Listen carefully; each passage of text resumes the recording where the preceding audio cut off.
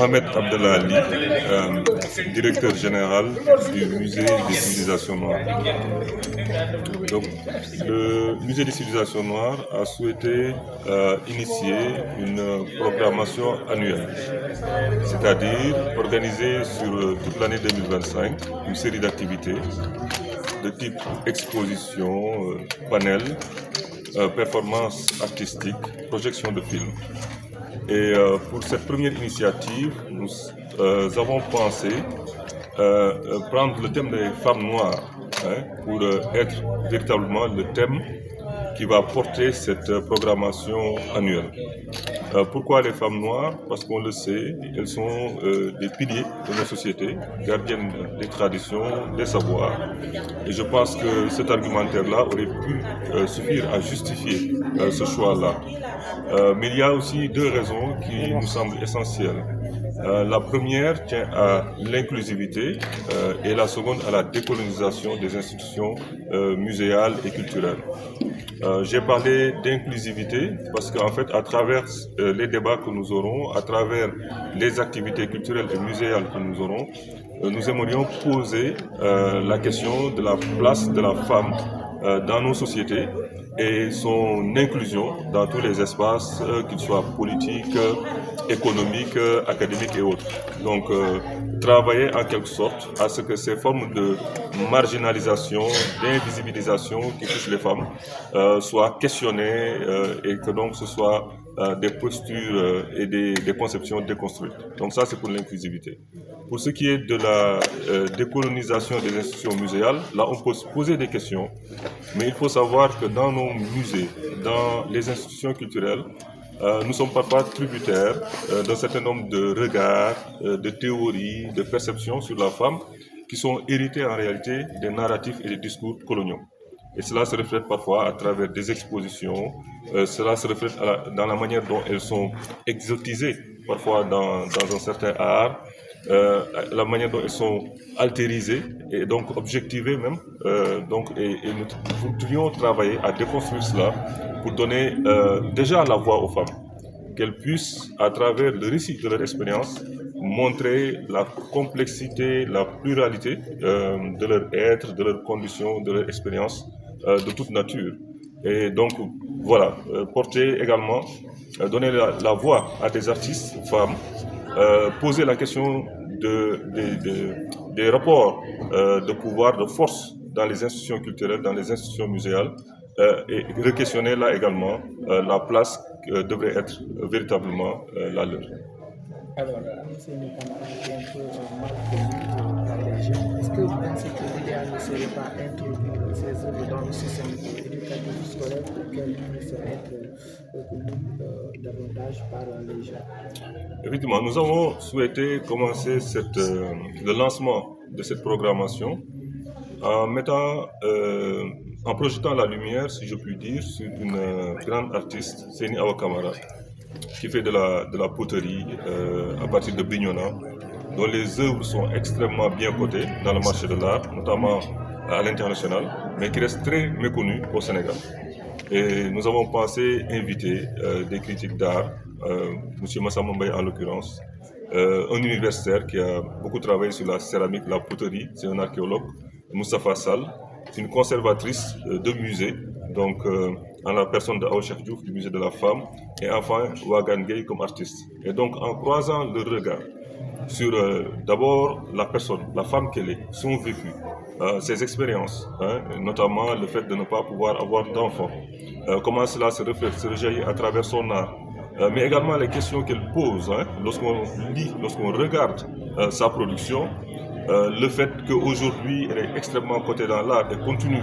à vivre de la manière la plus commune qui soit, à vendre des légumes en même temps, à être une femme notoirement connue comme généreuse, être dans la solidarité, c'est véritablement ce que nous avons voulu aujourd'hui projeter et comme lancement de cette programmation. Et je pense que avec cette initiative-là, nous avons permis, en tout cas ce que nous avons souhaité, à des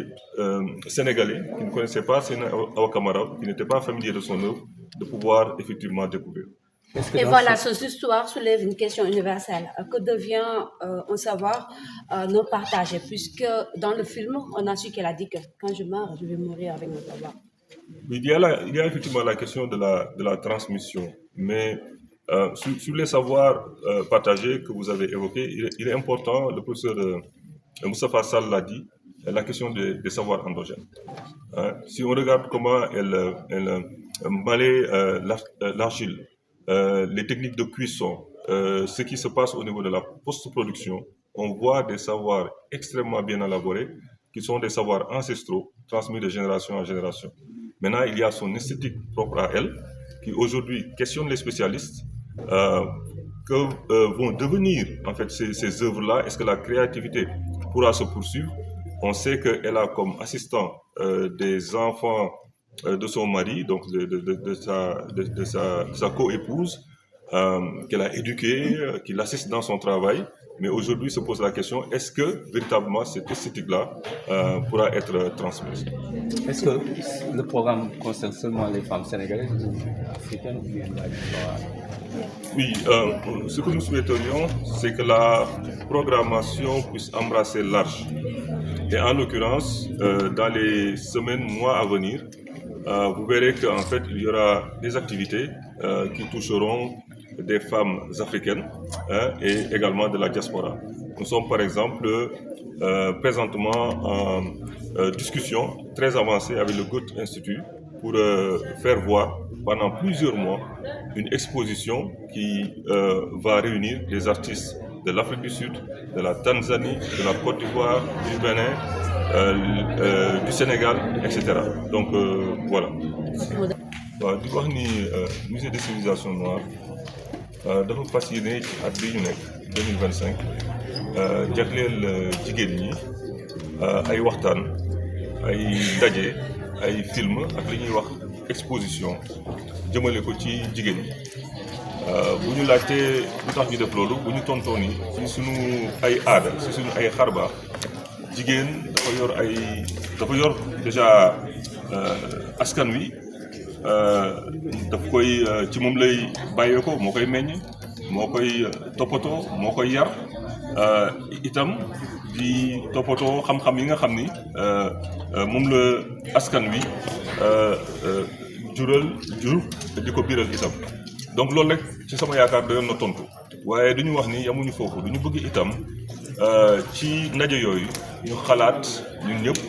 ci li nga xam ne tey jii nii moom la jigéen ñi di dund ci suñu société ñu xool seen taxawaay ci politique xool seen taxawaay ci wàllu jàng xool seen taxawaay ci koom-koom xool seen taxawaay nag ci wàllu art ndax ñun musée lañu xool tey jii nan lañ nekkee ñoom artiste lan la ñuy daj bu ñuy def seen liggéey ak yooyu yëpp la ñu bëgg a xool waaye nag nekkul loo xam ni ñu ko bëgg a yemalee rek ci Sénégal bëgg nañ mu wëy ci Afrique dina am ci weer yi di ñëw ay ndaje yoo xam ni dinañ am yeneen doomu Afrique ay jigéen la yoo xam ne dinañ ci bokk ñii di liggéey ci wàllu photo ñii ci wàllu vidéo ñii di def ay exposition ak yeneen yu ni mel bu leelu weesoo ñu wax ni tey duñu tàmbali rek tàmbali la woon ñu tàmbali ko ak benn artiste bu ñuy wax Seyna Awa Camara bu dëkk Bignona di def li ñuy wax poterie di liggéey ak ban moom ci ban ci lay def ay lépp loo xam ni xalaatam ci wàllu art may na ko ñu ràññee ko nag ci àdduna foo dem tey muy États-Unis muy France dégg nga maam li muy defar ni ñu ko koy jëndee lu cher a cher a cher ñi xam art di ko wër waaye yàlla dafa def suñu dëkk xamuñu ko bu baax ñu bëri xamuñu kan mooy Seyna Awa Camara kon tey ñu woo ñi nga xam ne ay universitaires lañ ñi ay conservateurs de musée lañ ñu waxtaan xam ne public bi kan moom mooy kan wane itam benn documentaire boo xam ni ku ñuy wax Fatou Kandé Senghor moo ko def ci Seyna Camara donc tey loolu moo doon sababu daje bi.